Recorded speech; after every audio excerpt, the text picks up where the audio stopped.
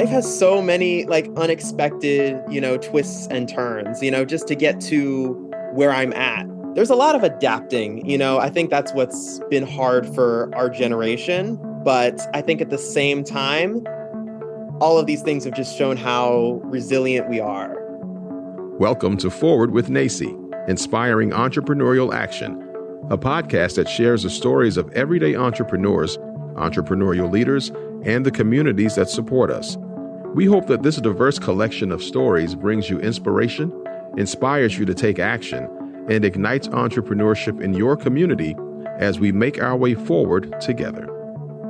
Welcome to this episode of Forward with NACCE. I'm Rebecca Corbin, President and CEO of NACCE, and the host of this discussion. So I'm really thrilled today to bring a student, a sort of an entrepreneurial-minded leader to you that's connected to our partner, Earfluence. I want to welcome Kyle Barber, and I'm really happy to see you today. How are you doing today? I'm doing great. Thank you for that awesome introduction. Yeah, well, we're going to get into more about you, but, personal disclosure, I love talking with students and just seeing sort of all possibilities are in front of you. So share with us a little bit, Kyle, about your background. Where are you coming to today, and what are some of your educational pursuits and professional aspirations? Well, currently, I am a student at Alamance Community College. So I'm just busy working on getting my associate in arts and then possibly transferring from there. We're going to see on that. And I'm also currently a social media management intern over at Earfluence, who is producing this podcast. So it all works out. That's awesome. And I know Cece Huffman's our producer. We love Cece. She does such a fantastic job and very creative. So tell us, how did you get connected? Or how did you find out about Earfluence? How did you get this spot? Well, I have always had a passion for content creation. I've actually run like my own YouTube channel and things like independently since like 2012. So for like over 10 years now, I've kind of been in this space and seen it evolve. And so I'm always, as someone who comes from North Carolina, it can be hard to like find other people in a similar kind of niche to me that also like creating content and putting it on the internet for everyone to see. So I was looking up like different content creator meetups, and I happened to find one that was near me in Raleigh. So I was like, okay, cool. Let me check this out. So I like went to a few meetings, and I happened to run into Jason, who is the CEO of Earfluence. And so he was kind of asking me, he's like, so what are you trying to do? And it was around like the summertime. And I was like, oh, well, I'm trying to see if I can get like an internship. I'm still trying to figure out a little bit of what I want to do, but I know it's probably going to be maybe something in the social media space or in like marketing or something like that, in that vein that uses those content creation skills that I've acquired over the years. And he was like, oh, well, it just so happens we're looking for an intern for our podcasting company. And so he gave me his email. He's like, all right, shoot me an email. And, the rest is history. So yeah, I've been with him for a few months now, and I've really been enjoying it. And it's been a great opportunity. Yeah, Jason is a great leader, and I've learned a lot from him over time. He also grows other leaders, which I think is probably the best quality of any leader of an organization, especially a growing one like Earfluence. So, Kyle, for those that might be Gen Xers like myself that were sort of newer to social media, tell us, what is a day in your life like, either through your internship or some of the other things that you're involved in? What kind of social media platforms do you most often use? Most often for myself personally, I would say currently right now, it'd probably be more Instagram and TikTok. I think ever since COVID, short form became like a really big space, a big industry within the creator economy. And so I really doubled down on that a lot. But nowadays I've started pivoting a little bit more back to long form YouTube content like I used to, and also YouTube Shorts. So I'm dabbling a bit in that. So those I would say are the main platforms, but I mean, I'm always on Twitter somehow, like I'm always on a little bit of It's not everything. Twitter anymore, Kyle. Yeah. Yeah, Right? X, It's however X, you call it. which Yeah. is But that weird to platform's me. changing every day, name That's included. right. So, it's hard to, I guess, build stability or like a career on there right now. So it's less of that, but I'm still testing a lot of things out, but mainly Instagram, TikTok, YouTube. I'm trying to build LinkedIn and more of a professional presence for the industries I might be getting into in the future. Um, That's a great idea. I think that's a great goal too. I mean, I use LinkedIn a lot. I really started using it about 10 years ago when I left my role working at a college as a vice president and joined NACCE as the CEO. And I was trying to figure out like how am I going to keep in touch with people in like 50 states, which is impossible. It's mind blowing. But what I found out is using social media kind of professionally, but having sort of your own brand to it. So it's not, for me, not too relaxed. And I don't share a ton of personal things on there, but I know there's different kind of rules and engagement for each one. So LinkedIn for people like me is the easiest because it is the professional one, right? It's what have you done? What are you doing? What are you looking for? But I'd love to talk to you about TikTok because I'm not on that at all, which is probably a good thing, I'm guessing. But what would you say to people that are like interested in experimenting with it? What might they do if they're kind of somebody who's been working for a while, they don't know a lot about it. How do they learn about it? What are the usages of it? That's a great question.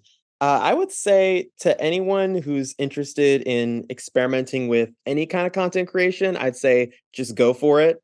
And I'm kind of preaching to myself a little bit too, because sometimes I think we can kind of be like overthinking it and like over calculating sometimes when we decide, oh, should we try this thing? Should we not?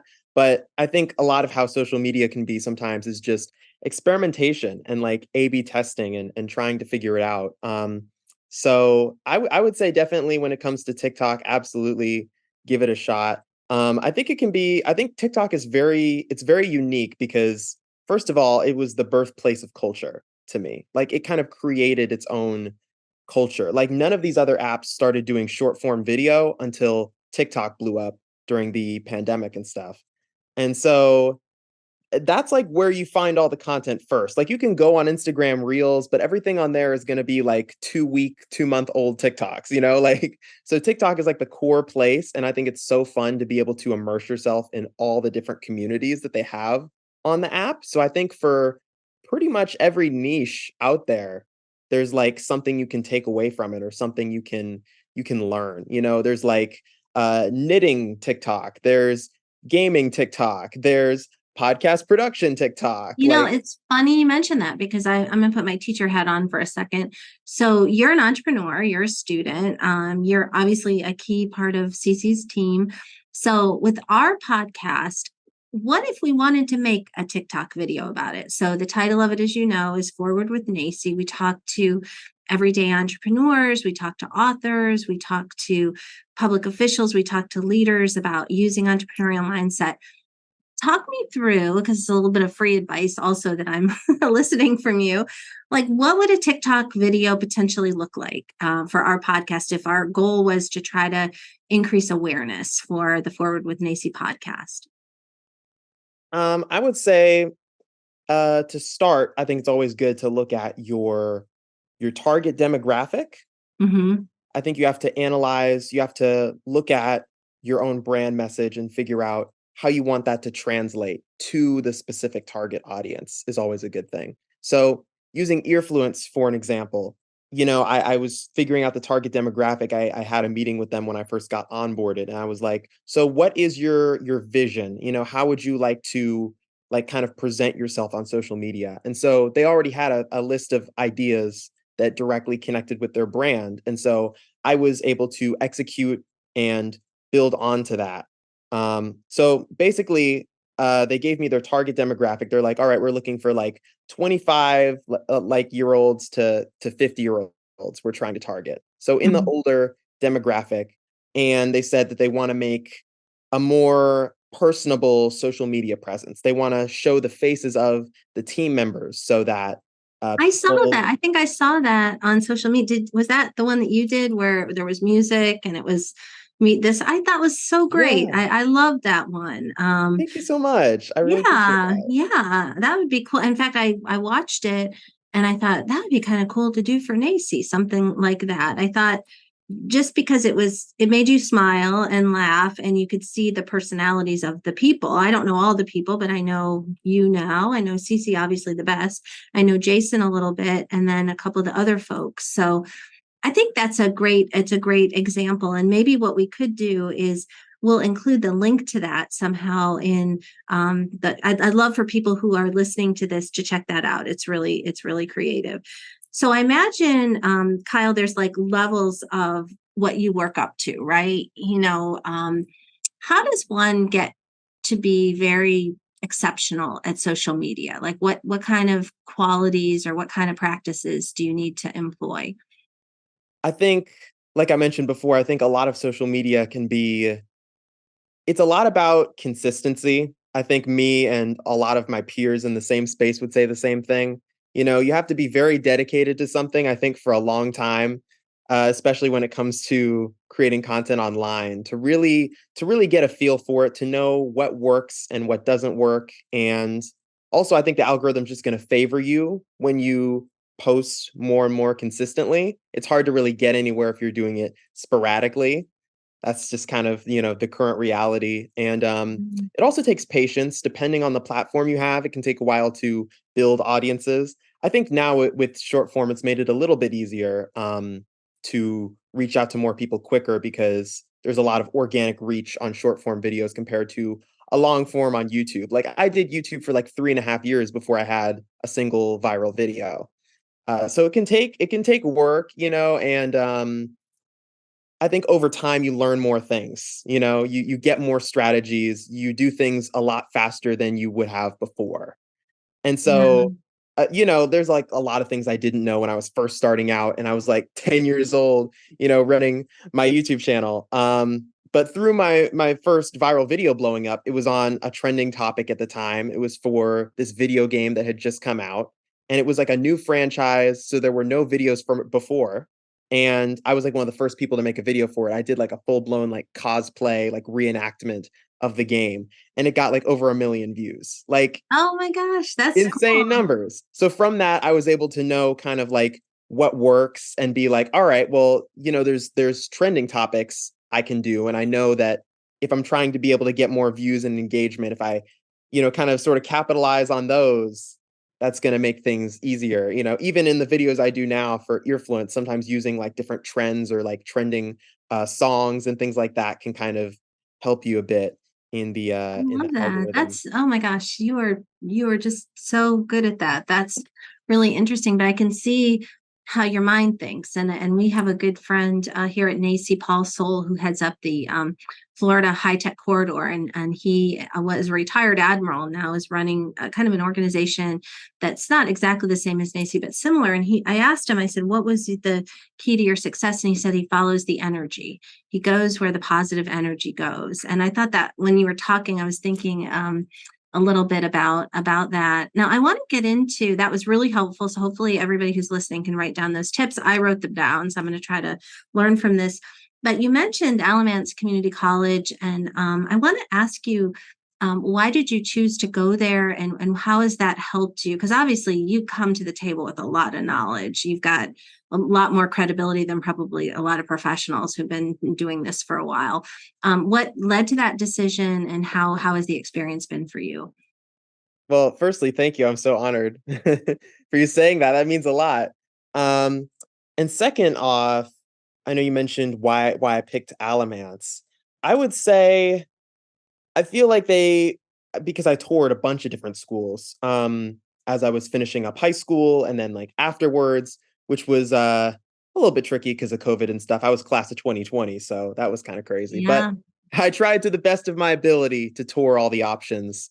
And I found that Alamance really just, I feel like, gives the best support out of those schools Mm-hmm. to its students.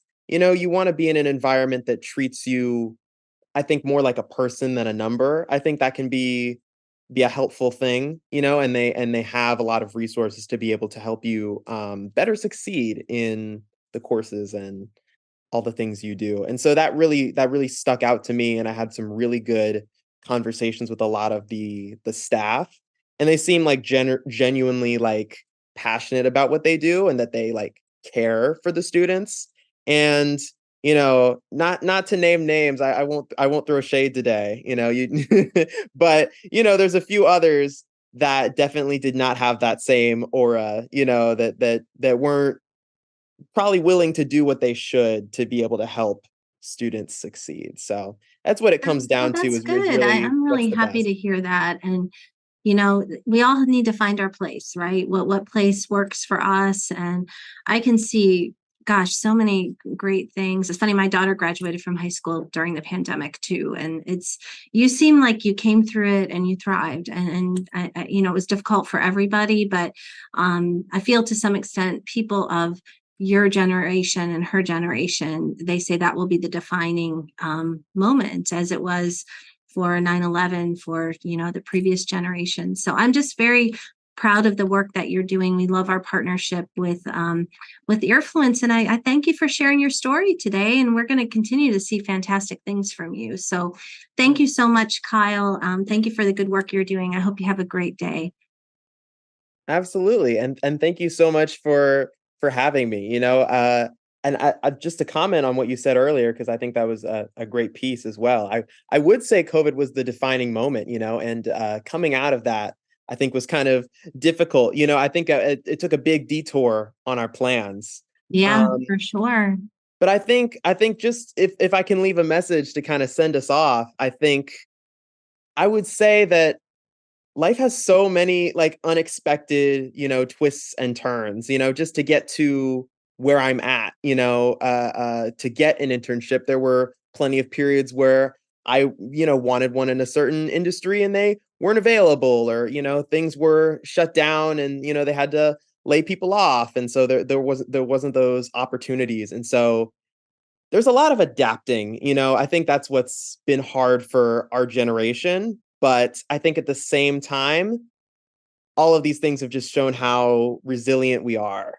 And so, and I really appreciate you for being able to like recognize that in our generation, I think. And so I'm just Yeah. very excited for, not just what I do in, content creation or social media or marketing, but just the future in general. I'm very excited, and I hope that we can thrive through all the crazy. Oh, I'm sure you will. And, one thing I saw this somewhere, probably on Facebook or one of the other platforms, was one of those little quotes that said, "What's meant for you won't miss you." And I just thought that was so wise, because I think all of us, whether it's you at the early stage of your career or those of us who've been working for a while, sometimes we're like, I have to have this job, or I must buy this house, or I must have this, boyfriend or girlfriend or whatever. And, if you step back and think there is some sort of divine order to the universe, that great things are in store if you show up with a good attitude, you keep working at it. And if it truly is meant for you, it will not miss you. And you're kind of proof of that. So thank you for that. Thank you. Of course. And I couldn't agree more. I mean, just to be just to be real with you, like earlier this year in the spring, I just happened to miss out on some of probably the biggest opportunities I've been offered in my career so far. But when one door closes, another door opens. And that's Absolutely. And not exactly only how I'm that, here. because I've been on the planet longer than you have, I found sometimes I would encounter a disappointment, like been like the runner up to fill in the blank. Like I almost got there, and then the 11th hour, I didn't get it.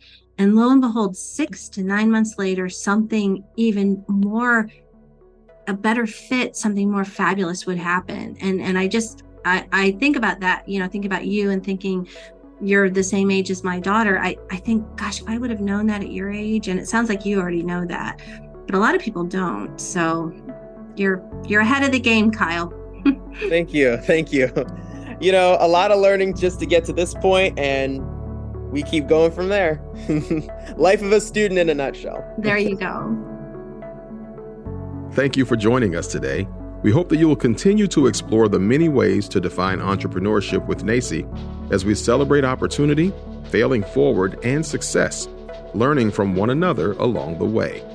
Subscribe to this podcast on your favorite platform and follow at NACCE on social media and learn more about us at nacce.com/podcast. Stay tuned for a new episode each week. We look forward to making our way forward together with you.